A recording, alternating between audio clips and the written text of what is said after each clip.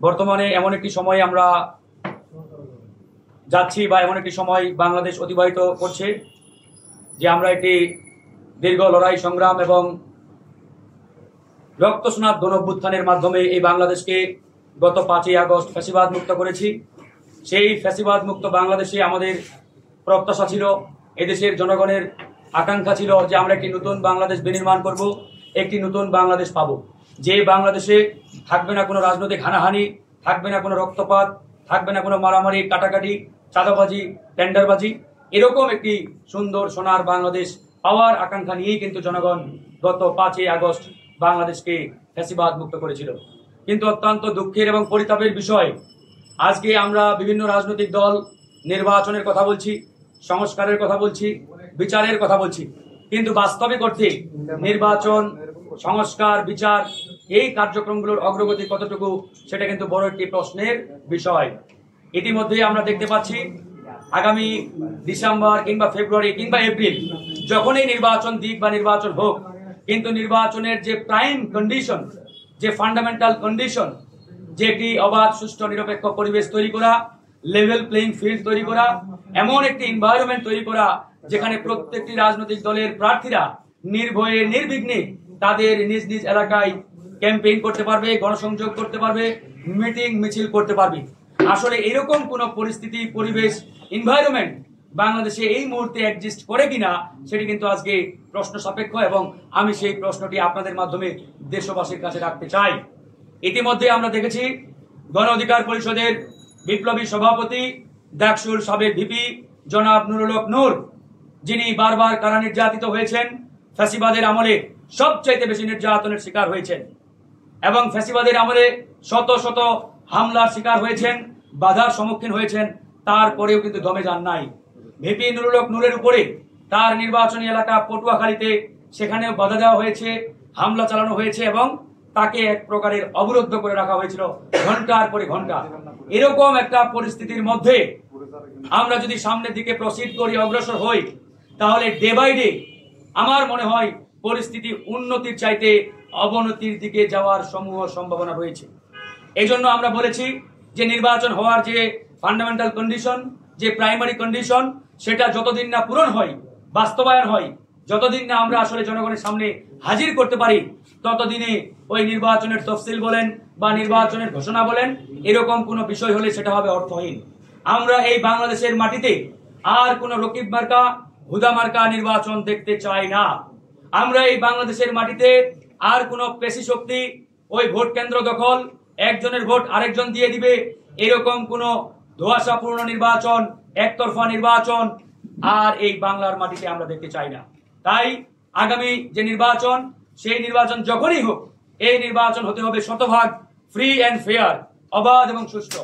এই নির্বাচনে প্রত্যেকটি দল, প্রত্যেকটি প্রার্থী নির্ভয়ে নির্বিঘ্নে যাতে অংশগ্রহণ করতে পারে এবং ভোটাররা যাতে নির্ভয়ে ভোট কেন্দ্রে গিয়ে তাদের পছন্দ মতো প্রার্থীকে ভোট দিয়ে নির্বাচিত করতে পারে, এরকম একটি পরিবেশ তৈরি করতে হবে। এই পরিবেশ যতদিন না তৈরি হচ্ছে, যতদিন না এই আলামত আমরা পাচ্ছি, ততদিনে আসলে নির্বাচনের কথা বলা, নির্বাচনের জন্য তাগাদা দেওয়া, এটা আসলে একবারে অর্থহীন হয়ে যাবে।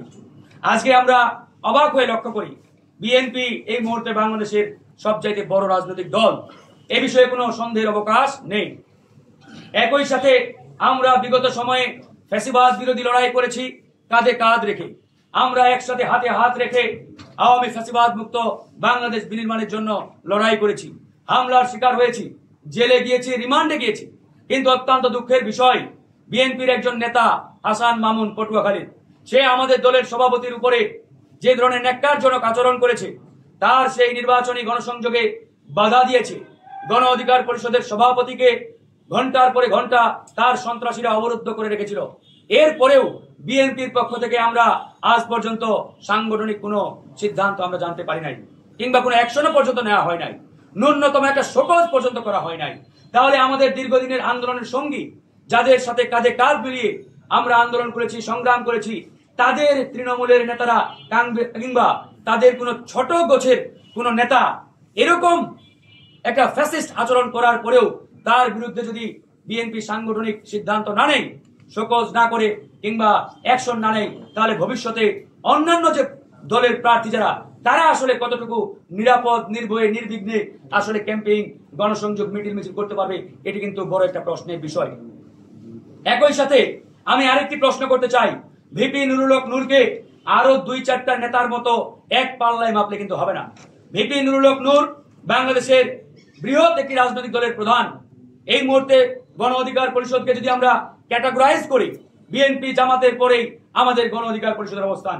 এই গণ অধিকার পরিষদ একমাত্র দল যার সাংগঠনিক ভিত্তি বাংলাদেশের তৃণমূল পর্যন্ত বিস্তৃত।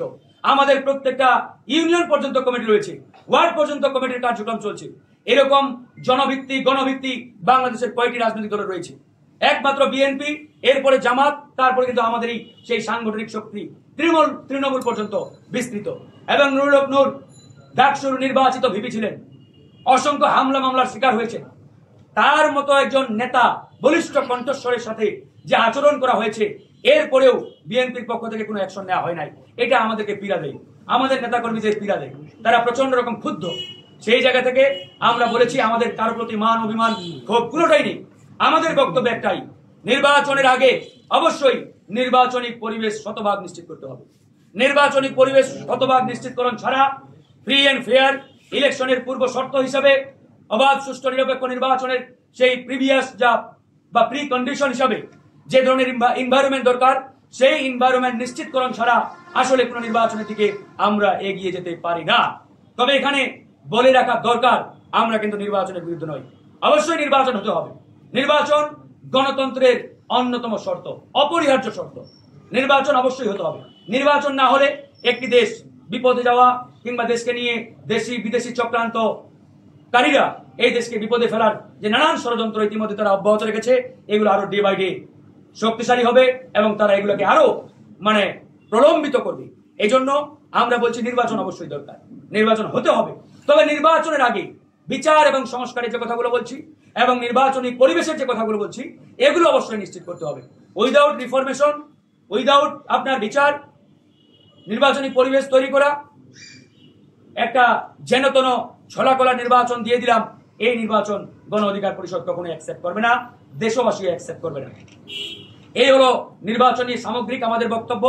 আজকে এই জরুরি সংবাদ সম্মেলনের যে মূল বক্তব্য, যে বিষয়ে আমি আসলে কথা বলার জন্য আজকে এই জরুরি সংবাদ সম্মেলন ডেকেছি, সেটি হচ্ছে ইতিমধ্যে গণ অধিকার পরিষদের সভাপতিকে নিয়ে বেশ কিছু ষড়যন্ত্র প্রকাশ্যে এসেছে এবং আমাদের দলকে ড্যামেজ করার জন্য জনগণের সামনে এই দলকে কিভাবে নেতিবাচকভাবে তুলে ধরা যায়, আমাদের এই তারুণ্যের যে অগ্রযাত্রা, এটাকে থামিয়ে দেওয়া যায়, সেটার বিষয়ে নানামুখী তৎপরতা ইতিমধ্যে শুরু হয়েছে।